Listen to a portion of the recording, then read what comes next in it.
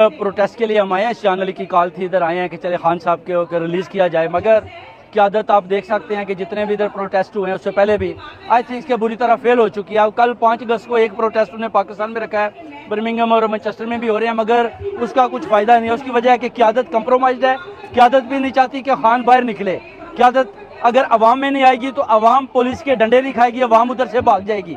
अब क़यादत का हक बनता है कि अवाम के साथ खड़े हों, डंडे खाएं, अडयाला जेल का घेराव करें, खान साहब को बाहर निकालें। खान साहब बेगुनाह अंदर हैं।